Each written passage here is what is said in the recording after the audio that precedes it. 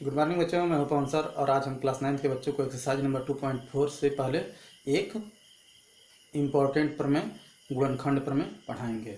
यह प्रमेय शेषफल प्रमेय पर आधारित है। अब यहाँ पर होगा, यदि px एक n घात का बहुपद है जहाँ पर n का मान 1 से बड़ा या 1 के बराबर है तो, और a एक वास्तविक संख्या है तो x माइनस a बहुपद px का एक गुणनखंड होता है यदि पी ए बराबर 0।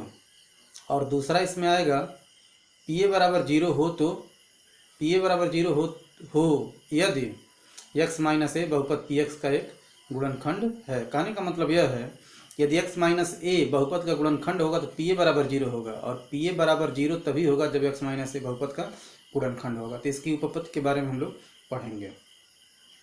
तो आइए देखते हैं इसकी उपपत्ति। अब लिखेंगे, हम जानते हैं कि पी एक्स बराबर x minus a g x plus p a. यह कैसे? शेषफल प्रमेय से। यह सब हम लोग शेषफल प्रमेय से जानते हैं। पहला देखें, यदि पी ए बराबर 0 तो पी एक्स बराबर एक्स माइनस ए इंटू जी एक्स। यहाँ से हम लोग कह सकते हैं, इसलिए एक्स माइनस ए बहुपद पी एक्स का गुणनखंड है।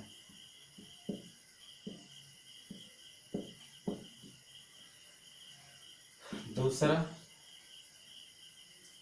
अब कहा जाए यदि x माइनस ए बहुपद पी एक्स का गुणनखंड है तो यह तभी संभव है जब पी ए बराबर 0। इसलिए पी एक्स बराबर x minus a g x. अब प्यारे बच्चों, इसी प्रमेय पर हम लोग क्या करेंगे, अगला एक्सरसाइज पढ़ेंगे। तो इस प्रमेय को एक बार समझ लीजिए। शेषफल प्रमेय से हम लोग इतना जानते हैं। अब यदि कहा जाए कि पी ए बराबर 0 है तो पी ए बराबर 0 होगा तो इतना बचेगा। यहाँ से हम लोग यह कह देंगे कि x minus A P x का एक गुणनखंड है। अब कहा जाए कि यह x माइनस ए बहुपद पी एक्स का गुणनखंड होता है। यहाँ से x माइनस ए गुणनखंड तभी हो पाएगा जब पी ए बराबर 0 हो। इस तरह से हमारा प्रमेय प्रूफ हो जाता है। अब एक्सरसाइज नंबर 2.4 का पहला सवाल है, बताइए कि निम्नलिखित बहुपदों में से किस बहुपद का एक गुणनखंड x प्लस 1 है। तो x प्लस 1 गुणनखंड है तो हम लोग छोटे क्लास में लगाते थे, दिया रहता था कि चेक कीजिए क्या यह छोटी संख्या बड़ी संख्या का गुणनखंड है। तो क्या करते थे, छोटी संख्या से बड़ी संख्या में भाग देते थे और उसके बाद से उसको लगाते थे। भाग देने पर शेषफल शून्य आता था तो हमारा गुणनखंड होता था, और शेषफल शून्य नहीं आता था तो गुणनखंड नहीं होता था। तो सेम इसी तरह से करेंगे, इसमें शेषफल प्रमेय लगाया जाएगा। तो यानी कि x प्लस 1 से भाग देना है तो x प्लस 1 को 0 करेंगे चारों में, और यहाँ से जो x का वैल्यू आएगा बहुपद में रखेंगे। यदि बहुपद का मान शून्य है तो गुणनखंड है, और शून्य नहीं है तो गुणनखंड नहीं है। तो आइए देखते हैं। सबसे पहले x प्लस 1 बराबर 0 तो x बराबर -1 on putting x equal to -1 we get, यहाँ पर हो जाएगा -1 का क्यूब प्लस -1 का square plus -1 plus 1 -1 plus 1 -1 plus 1। यह -1 हो जाएगा या प्लस 1 हो जाएगा, -1 का स्क्वायर प्लस 1 हो जाएगा, और यह -1 हो जाएगा, प्लस माइनस का गुणा -1, और यह 1 बराबर 0। तो देख रहे हैं शेषफल शून्य है, इसलिए x प्लस 1 बहुपद x cube plus x square plus x plus 1 का गुणनखंड है। अब यही काम सब में करना है। अब यहाँ पर क्या करेंगे, दूसरा लगाएं, तो यहाँ पर भी क्या करेंगे, x प्लस 1 बराबर 0, तो x बराबर -1, तो लिखेंगे on putting x is equal to -1 we get. तो देखा रखा क्या होगा, -1 to the power 4 plus -1 to the power cube plus -1 to the power square plus -1 plus 1। तो यह तो +1 हो जाएगा और यह -1 हो जाएगा और यह फिर से +1 हो जाएगा और यह -1 हो जाएगा और यह +1। तो इससे यह कट जाएगा, इससे यह कट जाएगा, बराबर 1। तो यहाँ पर देख रहे हैं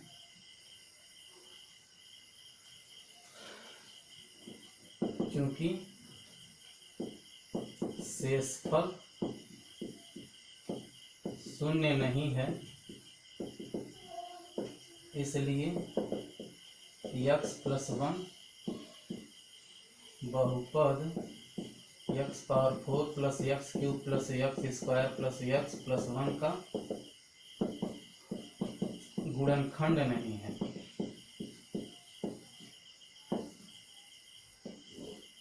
इसी तरह तीसरा लगाएंगे, x प्लस 1 बराबर 0, x is equal to -1 upon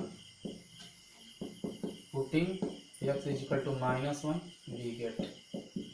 यहाँ पर -1 पावर 4 प्लस 3 -1 का क्यूब प्लस 3 -1 का स्क्वायर प्लस -1 प्लस 1। एक लाइन और बढ़ा देता हूँ, 1 plus 3 into -1 plus 3 into 1 plus, और ये प्लस माइनस का गुणा माइनस हो जाएगा और यह +1, तो यह दोनों कट जाएगा। 1 - 3 प्लस 3 3 कट जाएगा और यहाँ पर 1 बच जाएगा। तो देख रहे हैं यह भी शेषफल शून्य नहीं है, तो लिखेंगे क्योंकि शेषफल शून्य नहीं है, इसलिए x प्लस 1 बहुपद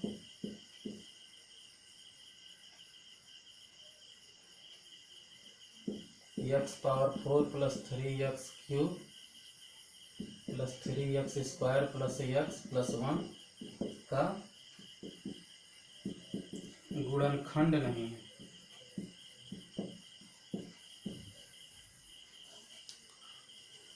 अब हम लोग क्या करेंगे, चौथा लगाएंगे।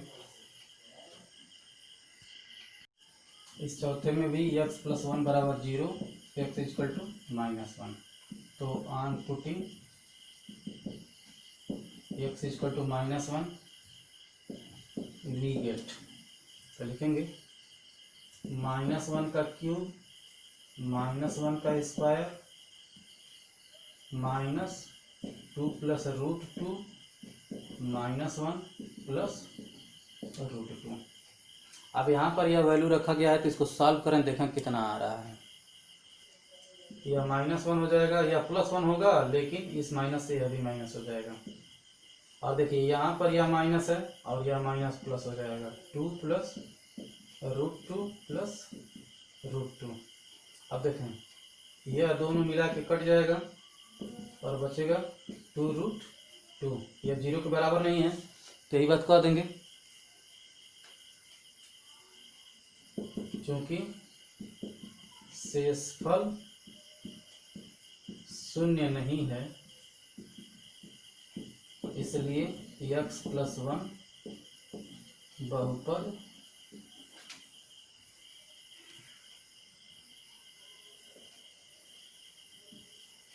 x cube minus x square minus 2 plus √2 x plus √2 का गुणनखंड नहीं है।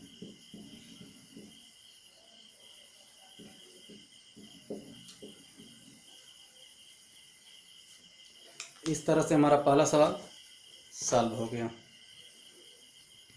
आइए अब दूसरा सवाल देखते हैं। क्वेश्चन नंबर 2 कह रहा है, गुणनखंड प्रमेय लागू करके बताइए कि निम्नलिखित स्थितियों में प्रत्येक स्थिति में gx px का गुणनखंड है या नहीं। तो अब हम लोग क्या करेंगे, gx से भाग देंगे और देखेंगे कि शेषफल कितना आ रहा है, तो शेषफल बताएगा गुणनखंड है कि नहीं है। तो पूरा भाग नहीं दिया जाएगा, भाग देने के लिए हम लोग शेषफल प्रमेय का प्रयोग करेंगे। तो क्या करेंगे, एक्स प्लस वन बराबर 0, तो एक्स बराबर -1। तो यहाँ पर लिखेंगे ऑन पुटिंग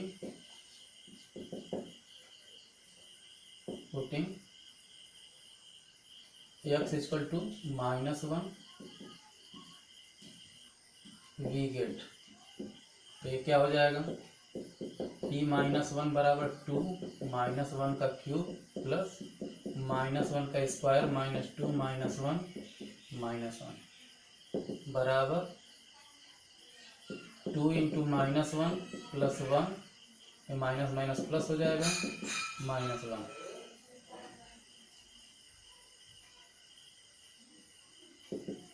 -2 यह दोनों कट जाएगा, +2 बराबर 0 लिखेंगे,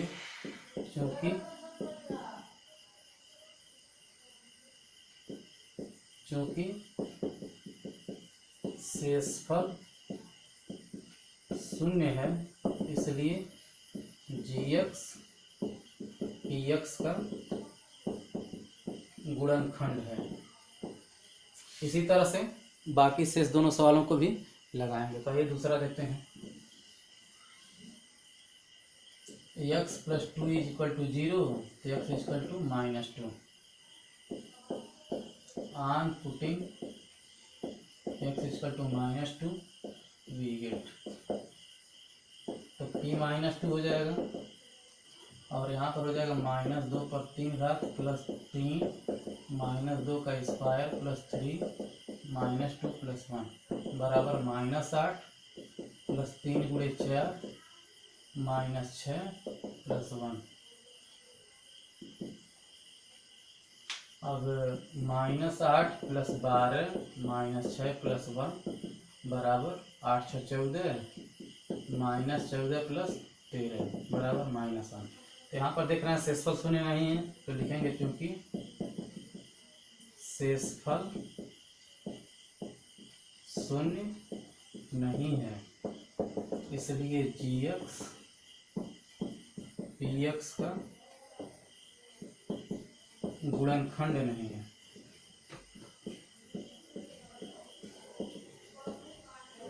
अब तीसरा सवाल देखते हैं, x - 3 = 0, x = 3 ऑन पुटिंग